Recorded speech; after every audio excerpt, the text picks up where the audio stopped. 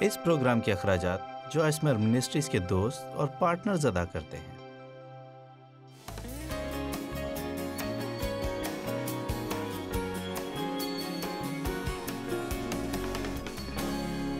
آج ہم جذباتی صحت کے بارے میں بات کریں گے۔ جذباتی صحت، جی ہاں اچھی بات ہے، دو لوگ خوش ہیں۔ ٹھیک ہے، آج میں آپ دونوں ہی کے لیے منادی کروں گی۔ کیا آپ جذباتی طور پر صحت مند ہیں؟ خیر، سچ یہ ہے کہ یہاں بہت سے ایسے لوگ پھر رہے ہیں جو جذباتی طور پر صحت مند نہیں ہیں، اور بعض اوقات ہمارے جذبات ہمارے قابو سے باہر ہو جاتے ہیں۔ اپنے ماضی میں ہو چکے واقعات کی وجہ سے ہم اپنی جان میں زخم خوردہ ہوتے ہیں، اور ہم پھر اپنی زندگی میں چل پڑتے ہیں۔ جب رشتوں میں داخل ہوتے ہیں اور صحیح کردار ادا کرنے کی کوشش کرتے ہیں تو ایسا نہیں ہو پاتا۔ قابو سے باہر غصہ، خود ترسی، مایوسی، ذہنی دباؤ، یہ تمام مختلف چیزیں جن کو ہم قابو نہیں کر پاتے تو ان کی وجہ سے ہمارا رویہ برا ہوتا ہے۔ جب ہمارے جذبات ہمارے قابو سے باہر ہو جاتے ہیں تو ہمیشہ ہی کہیں نہ کہیں اس کی جڑیں ہوتی ہیں۔ ہم لوگوں کو بہت کچھ کہتے سنتے ہیں، ہمیں اس کی تہہ تک پہنچنے کی ضرورت ہے۔ کیا کبھی ایسا ہوا کہ آپ کو بار بار کسی کے ساتھ کسی مشکل کا سامنا کرنا پڑا، یعنی بار بار، اور آپ نے کہا ہو کہ ہمیں اس کی تہہ تک پہنچنے کی ضرورت ہے؟ خیر، در حقیقت آپ یہ کہہ رہے ہیں کہ سطح پر نظر آنے والی صورتحال سے بڑھ کر کچھ اور بھی ہے، اور ہمیں اصل مسئلے تک پہنچنے کی ضرورت ہے۔ میں آپ کو ایک مثال دیتی ہوں۔ سال ہر سال تک اپنی ازدواجی زندگی میں مجھے لگتا تھا کہ میں اور ڈیو لڑے بغیر کسی بھی چیز کے بارے میں بات نہیں کر سکتے ہیں، لہٰذا میں ہمیشہ جو بھی کہا کرتی تھی جس سے انہیں غصہ آ جاتا تھا، ہم کسی بھی چیز کے بارے میں بھی بات نہیں کر سکتے تھے۔ اور آخر ایک دن انہوں نے کہا کہ تم جانتی ہو جوائس، ہم بات نہیں کرتے، تم بات کرتی ہو اور چاہتی ہو کہ میں سنوں۔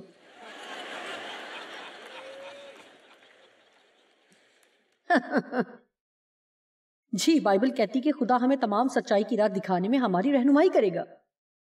یہ سننے میں بہت اچھا لگتا ہے، لیکن مجھے کچھ کہنے دیں، اس سے آپ کو کسی اور کی سچائی جاننے میں کوئی مدد نہیں ملے گی۔ وہ آپ سے متعلق سچائی کو آپ پر ظاہر کرنا چاہتا ہے، لیکن ہم دوسروں کی سچائی جاننے کے بارے میں زیادہ فکر مند ہوتے ہیں کہ وہ کیا کر رہے ہیں یا کیا نہیں کر رہے ہیں۔ لیکن ہمیں ضرورت ہے کہ ہم اپنی زندگی کو خدا کے سامنے پیش کریں اور کہیں، تو مجھ پر کام کرو اور میں دوسروں کے لیے دعا کروں گا کہ تو ان کو بھی سنبھالے۔ خیر، میں اور ڈیو ایک دوسرے سے بات کرنا شروع کرتے اور دیانتداری سے کہتی ہوں کہ جب تک وہ مجھ سے اتفاق نہ کرتے لڑائی جاری رہتی۔ ہم ایک بڑی لڑائی میں الجھ جاتے اور میں بہت پریشان ہو جاتی۔ میرا مطلب ہے کہ میں سوچتی تھی کہ اب تو ہمیں یہ بھی معلوم نہیں تھا کہ ہم کس بات پر لڑ رہے ہیں۔ یہ بہت سادہ سی بات تھی، لیکن ہم اس سے یہاں تک کیسے پہنچے؟ اور پھر میں چلاتی، اوہ میں آپ سے بات نہیں کر سکتی، ہم کسی بھی چیز کے بارے میں بات نہیں کر سکتے۔ کیا کسی کو کچھ یاد آیا؟ ٹھیک ہے، میں آپ کی مدد کرتی ہوں۔ میں بالکل مفت کروں گی، تاہم بدلے میں ایک چھوٹا سا ہدیہ لوں گی۔ میں اس کا بل آپ کو نہیں بھیجوں گی۔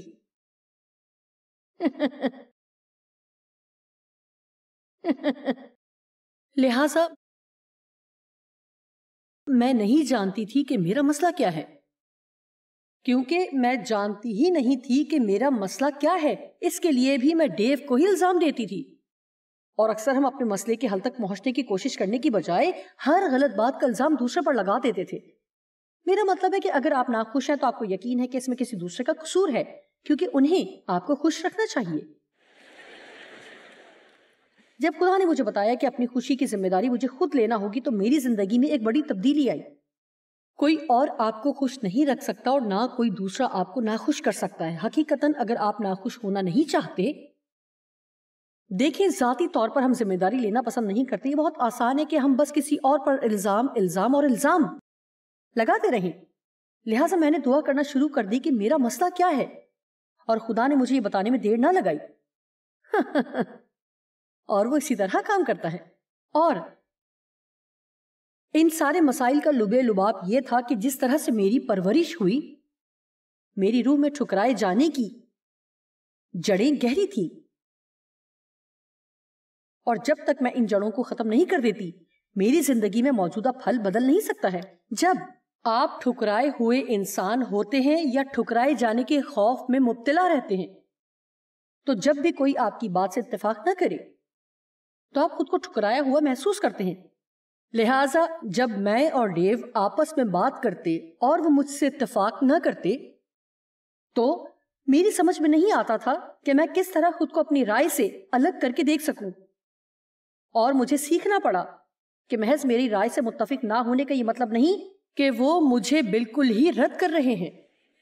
وہ میری رائے کو مسترد کرتے ہوئے بھی مجھ سے محبت کر سکتے ہیں، اور یہ میرے لیے بہت اہم بات تھی. شاید آپ کو اس کے متعلق سوچنے کی ضرورت ہے کہ اگر آپ کچھ لوگوں سے بات نہیں کر سکتے یا کسی ایسے شخص کے ساتھ ہیں جسے دیکھ کر آپ کا خون کھولتا ہے تو پھر خدا سے کہیں کہ وہ آپ کی مدد کرے کہ اس کی وجہ کی جڑ کو ظاہر کرے. شاید یہ بھی پوچھے کہ جب کوئی مجھ سے متفق نہ ہو تو میں کیسے محسوس کروں؟ کیا میں اسے اپنی توہین سمجھوں یا یہ سمجھوں کہ وہ مجھے بے وقوف سمجھتے ہیں؟ کیا مجھے ایسا محسوس ہوتا ہے کہ وہ میری عزت نہیں کرتے یا خود کو ٹھکرایا ہوا محسوس کرتی ہوں، یا پھر یہ سیکھوں کہ مسیح میں کس طرح سے ایسی فرد بنوں جس سے محبت کی جاتی ہے، جس کی قدر کی جاتی ہے، اور اس بات کو اپنی سوچ سے الگ کر کے دیکھوں. اب جو کچھ میں کرتی ہوں یہ سب بیرونی چیزیں ہیں. کیا اس عمارت میں بیٹھا ہوا کوئی شخص یہ سوچتا ہے کہ شاید ابھی بھی آپ اپنی زندگی میں رد کیے جانے کی جڑ کا سامنا کر رہے ہیں؟ ایسے بہت سے لوگ ہیں، اور آپ جانتے ہیں کہ اگر ہم مل بیٹھے تو سب کے پاس کہنے کو کچھ نہ کچھ ضرور ہوگا.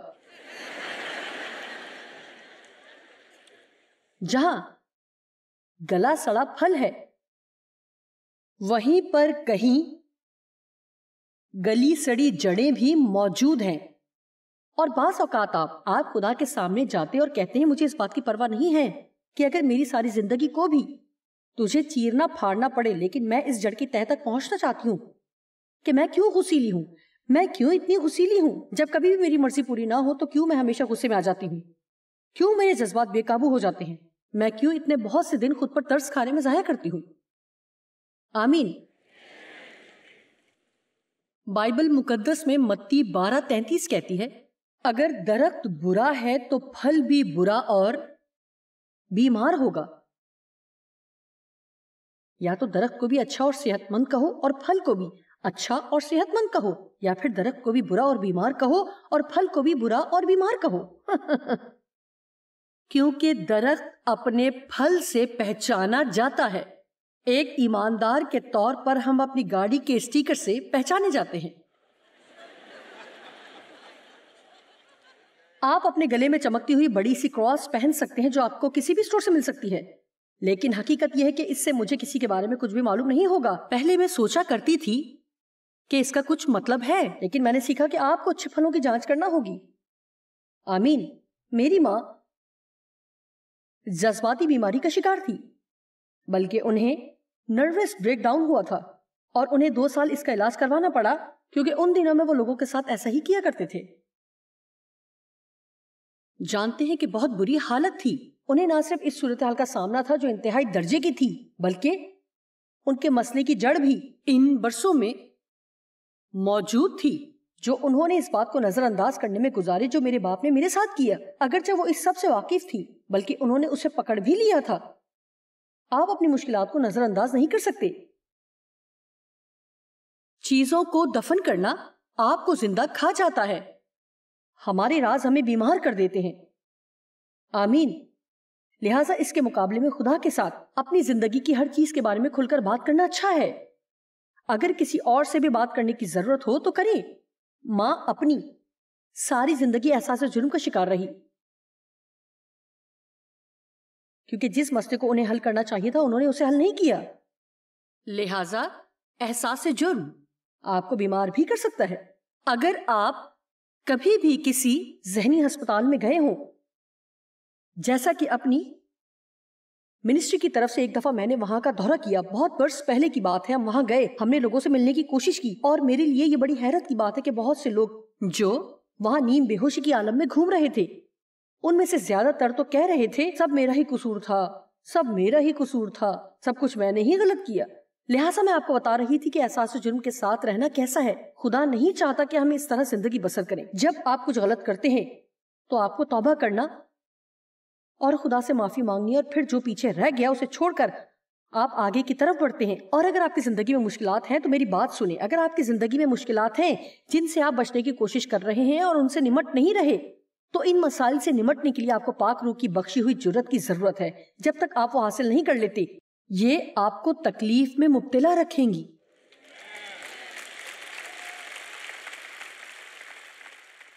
میری ماں نے میرے باپ کو اپنے ساتھ زیادتی کرنے دی. وہ شراب نوشی کرتا تھا اور گھر آ کر اسے مارتا تھا، اور اگلی صبح اٹھ کر وہ اس کے لیے ناشتہ بناتی اور میرا دل چاہتا تھا کہ میں کیا کر دوں. اور میں سوچتی تھی کہ مجھے ان حالات میں سے نکلنا ہے، اور یہ کہ اب کوئی مجھے دوبارہ ان میں دھکیل نہیں سکے گا. اور میرا رویہ بہت برا ہو گیا، اتنا کہ خود خدا کو میری اصلاح کرنی پڑی. ہاں سنیے، آپ میں سے کچھ مجھے محسوس کر رہے ہیں. آپ سمجھ گئے. دوبارہ کوئی بھی مجھے نہیں بتائے گا کہ مجھے کیا کرنا ہے. اب کوئی بھی مجھ سے برا سلوک نہیں کرے گا. میرے ساتھ مسئلہ یہ تھا کہ میں بہت زیادہ غیر متوازن تھی، حتیٰ کہ اگر کوئی مجھے کچھ کرنے کے لیے کہتا جو میں نہیں کرنا چاہتی تھی، تو اسی لمحے میں سوچنے لگتی کہ یہ مجھ پر اختیار رکھنے کی کوشش کر رہے ہیں، اور میں اپنے گرد دیواریں اور بلند کر لیتی. سنیے، آپ جانتے ہیں کہ بعض اوقات ہم دوسروں سے کہتے ہیں کہ تم تو قابو کرنے والے پاگل ہو. آپ جانتے ہیں یہ عین ممکن ہے کہ شاید ماضی میں انہیں کوئی شدید دکھ ملے ہوں گے، اور حقیقی معنوں میں وہ پھر سے خود کو دکھوں سے دوچار ہونے سے بچانے کی کوشش کر رہے ہوں. لوگ اسی طرح محسوس کرتے ہیں جیسے میں نے کیا. اگر میں اپنی زندگی میں ان سب چیزوں کو رکھنے کے لیے محنت نہ کرتی تو اس جگہ نہ ہوتی جہاں سب کچھ جانتی تھی کہ کیا ہونے والا، یعنی کوئی بھی شخص میرا فائدہ اٹھانے والا ہے. کیا میں آپ کو کچھ بتا سکتی ہوں؟ میں یہ نہیں چاہتی کہ آپ بھول جائیں کہ دکھی لوگ ہی دوسرے لوگوں کو تکلیف دیتے ہیں. لہٰذا اس دنیا میں بہت سے ایسے لوگوں کے ساتھ ہمارا واسطہ ہوتا ہے جن کی ہم عدالت کرتے اور ان پر تنقید کرتے اور انہیں اپنی زندگی سے دور رکھتے ہیں. وہ دکھ میں سے گزرے ہوتے ہیں اور اب دوسروں کو دکھ دے رہے ہوتے ہیں. اب اس کا ہرگز یہ مطلب نہیں کہ جو آپ کے ساتھ زیادتی کرے آپ کو کسی ایسے شخص کے ساتھ تعلق میں بندھے رہنے کی ضرورت نہیں. میری ماں کو میرے باپ کو چھوڑ دینا چاہیے تھا، لیکن اس نے وہ نہیں کیا جو اس کے لیے درست تھا، جو میرے اور میرے بھائی کے لیے درست تھا، جس نے ہمارے گھرانے میں ہونے والی ان اذیت ناک باتوں کی بدولت کئی برس پہلے خودکشی کر کے اپنی زندگی کا خاتمہ کر لیا.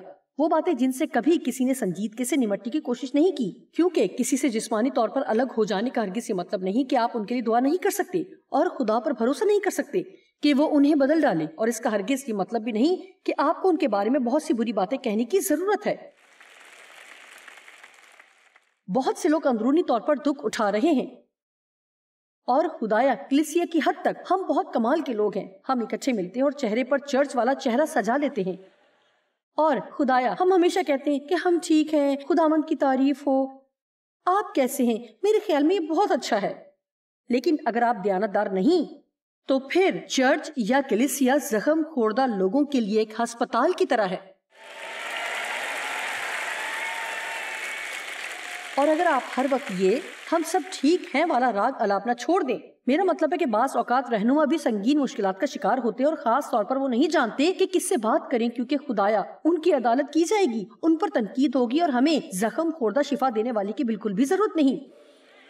ہمیں ایسے قائدین کی ضرورت ہے جنہوں نے اپنے مسائل کی آنکھوں میں آنکھیں ڈال کر خدا کے ساتھ مل کر انہیں حل کیا ہو، کیونکہ اندھا اندھے کو راہ نہیں دکھا سکتا.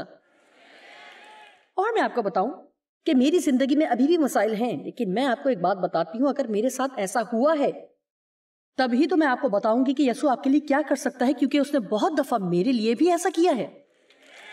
جب میں آپ کو تعلیم دیتی ہوں تو آپ میرے تجربات سے سیکھ رہے ہوتے ہیں. یہ وہ کھانا ہے جو خدا مجھے پہلے کھلاتا ہے، اور پھر آپ اسے براہ راست مجھ سے حاصل کرتے ہیں. لہٰذا آج صبح میں آپ سے کچھ دیر کے لیے ان جڑوں کے بارے میں بات کرنا چاہوں گی جو گہرے طور پر لگائی اس بات میں جاتی ہے کہ خدا واقعی آپ سے محبت کرتا ہے اور غیر مشروط محبت کرتا ہے. خدا محبت ہے. وہ ایسا نہیں کرتا ہے کہ کبھی اپنی محبت نچھاور کرے اور کبھی نہ کرے. محبت ہی اس کی شخصیت ہے. خدا محبت ہے. جو کچھ بھی ہم کرتے ہیں اسے پسند نہیں ہے. ہو سکتا ہے کہ وہ کچھ چیزوں سے نفرت بھی کرتا ہو، لیکن ہمیں سیکھنا ہے کہ جو کچھ ہم کرتے ہیں اس سب سے خود کو کیسے الگ رکھنا ہے. میرے 4 بچے ہیں، میں ہمیشہ ان سے محبت کرتی ہوں، لیکن خدایا کبھی کبھی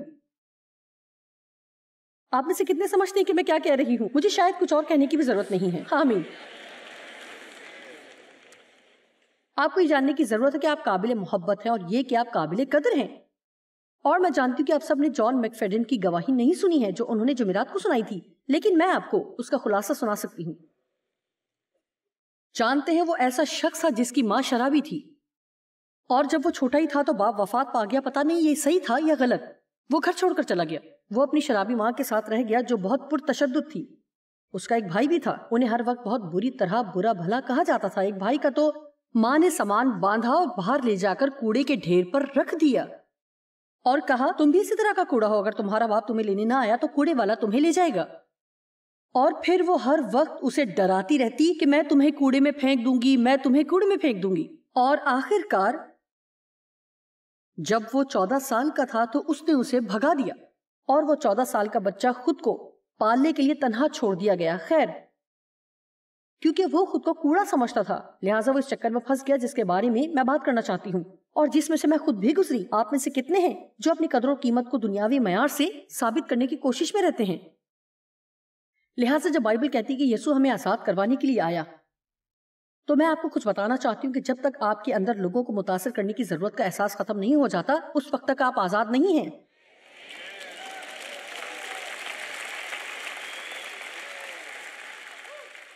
یہاں تک کہ آپ یہاں کھڑے بھی نہیں ہو سکتے. میرا مطلب ہے کہ آپ بھی میرے ساتھ وہی کچھ دیکھتے ہیں جو کچھ ہوتا ہے. اور خدا کا شکر ہے کہ میں اس ضرورت پر غالب آ چکی ہوں. کئی برس پہلے ہی میں نے یہاں آ کر لوگوں کو متاثر کرنا چھوڑ دیا کیونکہ یہ بہت تھکا دینے والا کام ہے. آمین. جب کوئی آپ کو پسند نہ کرے تو آپ بکھر نہیں سکتے. اگر کوئی دوسرا مزید آپ کو اپنی زندگی میں شامل کرنا نہ چاہے تو آپ بکھر نہیں سکتے. ہمیشہ یہ مت سوچے کہ صرف آپ ہی ہیں جس کے ساتھ مسائل ہیں, شاید ان کے ساتھ بھی مسائل ہوں. آمین. لہٰذا وہ ان تمام عجیب و غریب حالات میں سے گزرا اور آخر کار اس کے ہاتھ میں کلام آیا اور خدا اسے شفا دے رہا ہے اور اب وہ اپنے درد کو دوسرے لوگوں کی مدد کے لیے استعمال کر رہا ہے. لہٰذا میں جانتی ہوں کہ میں جس تکلیف میں سے گزری وہ مجھے وہاں پہنچنے میں تیاری کے لیے تھا جہاں میں ہوں, اور وہ بھی اس بات کو پہچان لے گا. لیکن کئی برس پہلے کسی خاتون نے میری کانفرنس اٹینڈ کی اور اسے خدا کی طرف سے ایک چیز ملی جو اس نے چارٹ پر لکھی اور ہمیں استعمال کرنے کی اجازت دی. اور دراصل اسے کہتے ہیں بڑے سے چھوٹے تک مشروط محبت کی منتقلی کا نظریہ اور بڑے سے چھوٹے تک غیر مشروط محبت کی منتقلی کا نظریہ. اور اب اس کا مطلب یہ ہے کہ در حقیقت جس انداز سے آپ کی پرورش کی جاتی ہے اس کا آپ کی باقی زندگی سے بہت گہرا تعلق ہوتا ہے. اور اگر آپ کی پرورش غلط طریقے سے ہوئی ہے تب آپ کو بہت کچھ اسی طرح بھلانا ہوگا جس طور سے آپ نے انہیں سیکھا ہے. اور اسی لیے یہ بے حد اہم ہے کہ ہم اپنے ذہن کو نیا بنائیں, کیونکہ جب ہمارے ساتھ برا سلوک ہوتا ہے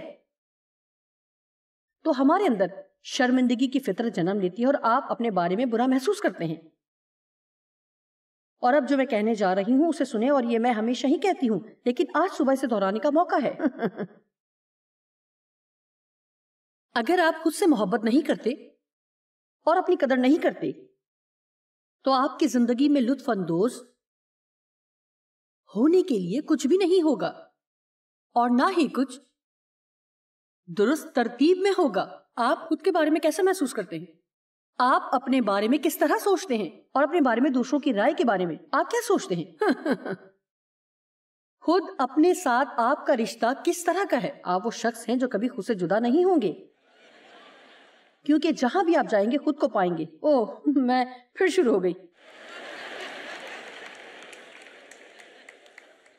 میرا خیال ہے کہ ہم اپنے ساتھ اپنے رشتے کے بارے میں سوچتے بھی نہیں ہیں.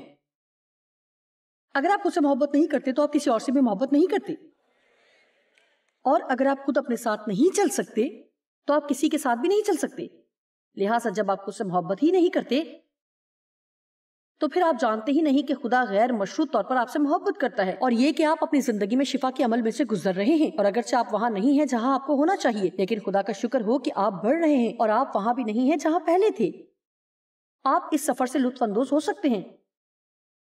یہاں پر کچھ چیزیں واقع ہوں گی. یہ تھوڑا لمبا ہے اور میں رکنے کے لیے زیادہ وقت لوں گی اور ساتھ ساتھ کچھ تعلیم بھی دوں گی. لہٰذا مثال کے طور پر جب ابھی میں بچی تھی اس وقت سے ہی میں ہمیشہ خدا کے بارے میں باخبر رہی ہوں. جب میں 9 سال کی تھی تو اپنے گھر آنے والے کچھ رشتہ داروں کے ساتھ چھپ کر چرچ چلی گئی تھی, اور میں اس ارادے سے گئی تھی کہ میں نئی پیدائش حاصل کروں گی, اور میں نہیں جانتی تھی کہ یہ سب مجھے کیسے پتا چلا تھا. میں صرف یہ کہہ سکتی ہوں کہ خدا میری مدد کر رہا تھا، میری رہنمائی کر رہا تھا. لہٰذا 9 سال کی عمر میں نے مسیح کو اپنے شخصی نجات دہندہ کے طور پر قبول کیا، اور اگلے دن چھپن چھپائی کے کھیل میں میں نے بے ایمانی کی اور ابلیس نے مجھ سے کہا کہ میں نے اپنی نجات کھو دی ہے. اور تب سے لے کر جب تک میں ایک نوجوان عورت بن گئی، 20 سال کی عمر تک میرا خدا کے ساتھ کوئی رشتہ نہیں تھا. اب جب میں مڑ کر دیکھتی ہوں، جب میں تقریباً 9 سال کی تھی تو میں اس وقت ان چیزوں میں رابطے کو نہیں دیکھ پا رہی تھی، لیکن میں ہمیشہ سوچتی تھی کہ جب میں 9 برس کی تھی تو میرے اندر ایک قوت پیدا ہو گئی تھی جس نے صورتحال میں جس میں تھی غلبہ حاصل کرنے میں مدد کی. اگرچہ اس زیادتی کے ماحول سے خدا نے مجھے آزاد نہیں کیا تو بھی اس نے مجھے فضل عطا کیا کہ میں اس میں سے گزر سکوں. اور میں دیانتداری سے کہوں گی کہ اب مجھے اس پر افسوس بھی نہیں کہ میں اس میں سے گزری، کیونکہ اس میں سے گزرنا مجھے وہ بنانے کے عمل کا ایک حصہ تھا جو کہ میں اب ہوں. اور یقیناً یہی وہ چیز ہے جو میری مدد کرتی ہے کہ دوسرے لوگوں کے مسائل حل کرنے میں ان کی مدد کر سکوں. لہٰذا میں خدا کو جانتی تھی بلکہ ایمان رکھتی تھی کہ خدا مجھ سے محبت رکھتا ہے. میں یہ نہیں جانتی تھی کہ میں کتنا ایمان رکھتی تھی کہ وہ مجھ سے محبت کرتا ہے، لیکن اگر میں اس کی محبت پر ایمان رکھتی بھی تھی تو یہ ایمان تھا کہ اس کی محبت مشروط ہے، کیونکہ مجھے سب کی طرف سے جو محبت ملتی رہی، مجھے بتایا گیا کہ جو مجھے مل رہی ہے حقیقت میں وہ محبت بالکل بھی نہیں تھی، کیونکہ جو بھی تھوڑی حمایت مجھے ملتی رہی یا جو بھی حقوق مجھے ملے ان کے لیے مجھے کچھ نہ کچھ قیمت ادا کرنا پڑی، اور یہ سب میرے کاموں اور میرے رویے کے ساتھ مشروط تھا. کیا کوئی جانتا ہے کہ میں کیا بات کر رہی ہوں؟ ٹھیک ہے، کیا آپ سب ٹھیک ہیں؟ آپ جانتے ہیں کہ آپ کو یہ سب باتیں سمجھ آ رہی ہیں؟ ٹھیک ہے، آپ جانتے ہیں کہ شاید یہ ایک ہنسنے ہنسانے کا دن ہو، لیکن آج کے دن یقیناً آپ ایسی باتیں سیکھیں گے جو مستقبل میں آپ کی مدد کریں گی. سب سے بڑی چیز جو آپ کر سکتے ہیں وہ یہ ہے کہ اپنے بچوں کو سکھائیں کہ ان سے غیر مشروط محبت کی جا سکتی ہے، حتیٰ کہ جب آپ کو ان کی اصلاح بھی کرنا پڑے یا ان سے کچھ مراعات واپس لینا پڑے، کیونکہ کچھ برے دن ان میں بار بار واپس آ جاتے ہیں. میں یہ صرف اس لیے کر رہی ہوں کیونکہ میں آپ سے پیار کرتی ہوں. چاہے آپ کچھ بھی کرو، میں کبھی بھی آپ سے محبت کرنا نہیں چھوڑوں گی. آپ سے غیر مشروط محبت کی جاتی ہے، لیکن مجھے آپ کی مدد کرنا پڑے گی کہ آپ اپنے برے رویے سے نمٹ سکو. اور یہ بہت اچھا ہے کہ دوسرے لوگوں سے بھی غیر مشروط محبت کی جائے، جس کا ہرگز یہ مطلب نہیں کہ وہ جو کچھ بھی کرے آپ اسے پسند کرتے رہیں. آپ پھر بھی ان سے محبت کر سکتے ہیں. یہ کچھ اس طرح سے ہے کہ اگر آپ کی زندگی کی بنیاد اس بات پر ہے کہ اچھا جو محبت مجھے ملتی ہے وہ شرائط پر مبنی ہے، تو پھر میں سوچوں گی کہ یسوع بھی مجھ سے محبت کرتا ہے کیونکہ وہ مجھ سے مشروط محبت کرتا ہے، اسی لیے اس کی محبت میری نظر آنے والی کارکردگی پر منحصر ہے. تو پھر اس وقت سے اس رشتے کو قائم رکھنے کے لیے پوری ذمہ داری میں خود پر اٹھا لوں گی اور سوچوں گی کہ اب وہ ہر چیز جو مجھے خدا سے حاصل ہوتی ہے اپنے اچھے رویے سے مجھے اسے خریدنا ہے. آج میرے پاس آپ کے لیے خوشخبری ہے. خدا کو خریدا نہیں جا سکتا. ہر صبح 5 گھنٹے کی دعا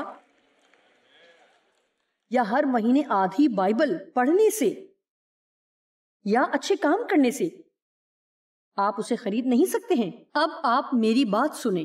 جو کچھ بھی ہم خدا کے لیے کرتے ہیں اس کی وجہ صرف یہ ہونی چاہیے کہ ہم خدا سے محبت کرتے ہیں. آئیں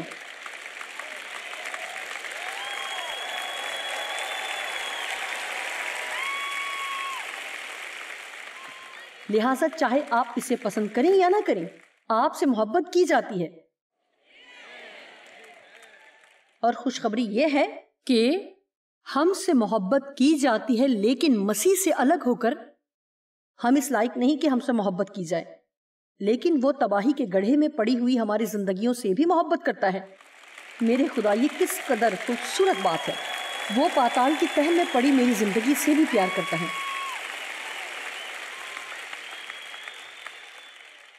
خدایا، لوگوں کو یہ جاننے کی ضرورت ہے کہ ان سے محبت کی گئی ہے. اگر آپ یقین کرتے ہیں کہ خدا آپ سے محبت کرتا ہے تو آپ خود سے محبت کرنا شروع کر سکتے ہیں. خود سے محبت کر کے ہی آپ دوسروں سے محبت کرنا شروع کر سکتے ہیں. اور آپ صحت مند اور اچھے رشتے قائم کر سکتے ہیں اور آپ اپنی زندگی سے لطف اندوز ہو سکتے ہیں. آمین. لہٰذا اگر میں سوچتی ہوں کہ میرے لیے خدا کی محبت میری کارکردگی پر منحصر ہے تو میں محسوس کروں گی کہ اسے خوش کر کے مجھے اس کی محبت کو کمانا پڑے گا. لہٰذا جب میں اسے خوش کروں گی اور مجھے بات بہت پسند ہے تو مجھے محبت محسوس ہوگی، اور جب میں اسے خوش نہیں کروں گی تو رد کیا جانا محسوس ہوگا. اب آپ دیکھیں، یہ وہ مقام ہے جہاں آپ کے فضول جذبات سامنے آتے ہیں، کیونکہ ہم جو کچھ محسوس کرتے ہیں وہ سب سچ نہیں ہوتا. سنیے، حقیقت یہ ہے کہ بہت سی چیزیں جو ہم محسوس کرتے ہیں سچ نہیں ہیں. لہٰذا اگر میں صبح اٹھتی ہوں اور میں 1.5 گھنٹے تک دعا کرتی ہوں اور بائبل کے 5 ابواب پڑھتی ہوں اور پھر اپنے بارے میں اچھا محسوس کرتی ہوں اور محسوس کرتی ہوں کہ آج کے دن خدا مجھ سے محبت کرتا ہے، اور ہم ایسا ہی کرتے ہیں، ایسا ہی نہیں ہے؟ اب اور ایسی کئی چیزیں ہیں جو خدا ہمیں سکھانا چاہتا ہے، اور چیزیں ہیں جن کے بارے میں وہ چاہتا ہے کہ ہم اپنے رویے کو بہتر کرنے کے لیے کام کریں. لیکن ایمان رکھنا سب سے اہم ترین چیز ہے.